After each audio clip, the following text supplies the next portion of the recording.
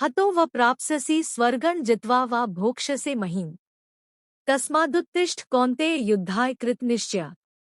या तो तू युद्ध में मारा जाकर स्वर्ग को प्राप्त होगा अथवा संग्राम में जीतकर पृथ्वी का राज्य भोगेगा। इस कारण है अर्जुन, तू युद्ध के लिए निश्चय करके खड़ा हो जा। सुखदुःखे समे कृत्वा लाभालाभो जयाजय। ततो युद्धाय युज्यस्व नैवं पापम वाप्स्यसि। जय पराजय, लाभ हानि और सुख दुख को समान समझकर उसके बाद युद्ध के लिए तैयार हो जा। इस प्रकार युद्ध करने से तू पाप को नहीं प्राप्त होगा। एषा ते विहिता सांख्ये बुद्धिर्योगे त्विमा शृणु। बुद्धया युक्तो यया पार्थ कर्मबंधन प्रहास्यसि।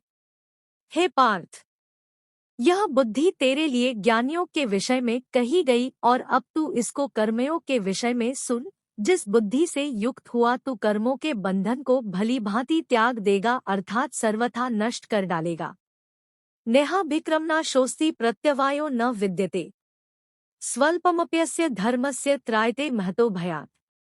इस कर्मयोग में आरंभ का अर्थात बीज का नाश नहीं है और उल्टा फलरूप दोष भी नहीं है, बल्कि इस कर्मयोग रूप धर्म का थोड़ा सा भी साधन जन्म मृत्यु रूप महान भय से रक्षा कर लेता है। व्यवसायात्मिका बुद्धिरेके कुरुनंदन। बहुशाखा ह्यनंताश्च बुद्धयो व्यवसायिनाम। हे अर्जुन, इस कर्मयोग में निश्चयात्मिका बुद्धि एक ही होती है, किंतु अस्थिर विचार वाले विवेकहीन सकाम मनुष्यों की बुद्धियां निश्चय ही बहुत भेदों वाली और अनंत होती है। यामिमा पुष्पिता वाच प्रवदन्त्य विपश्चिता। वेद्वादर्ताः पार्थ नान्यदस्तीति वादिना। कामात्मानः स्वर्गप्रा जन्म कर्म फल प्रदाम।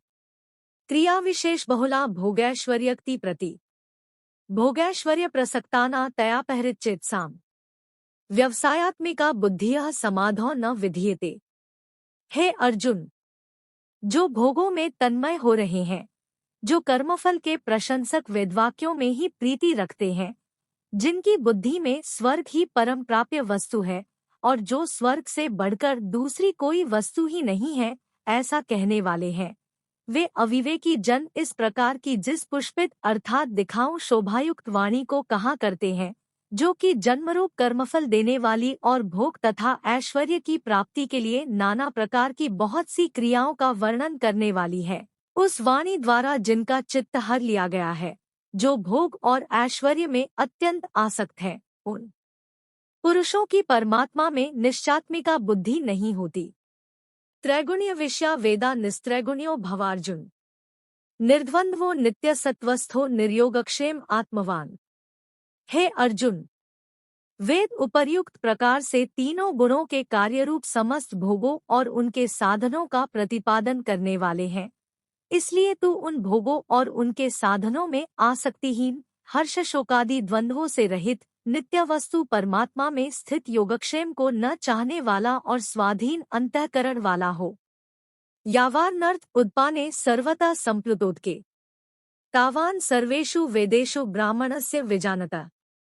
सब ओर से परिपूर्ण जलाशय के प्राप्त हो जाने पर छोटे जलाशय में मनुष्य का जितना प्रयोजन रहता है, ब्रह्मा को तत्व से जानने वाले ब्राह्मण का समस्त वेदों में उतना ही प्रयोजन रह जाता है।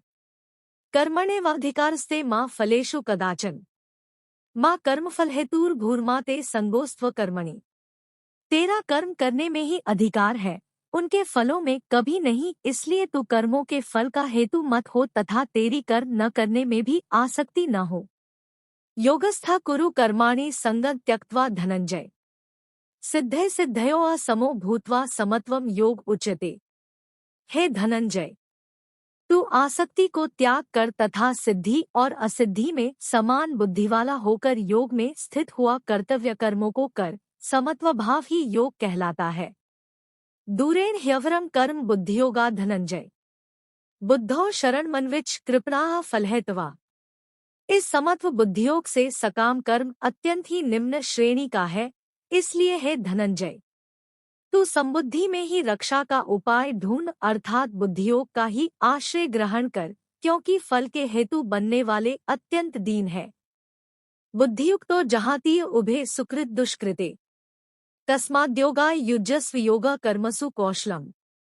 संबुद्धियुक्त पुरुष पुण्य और पाप दोनों को इसी लोक में त्याग देता है, अर्थात उनसे मुक्त हो जाता है।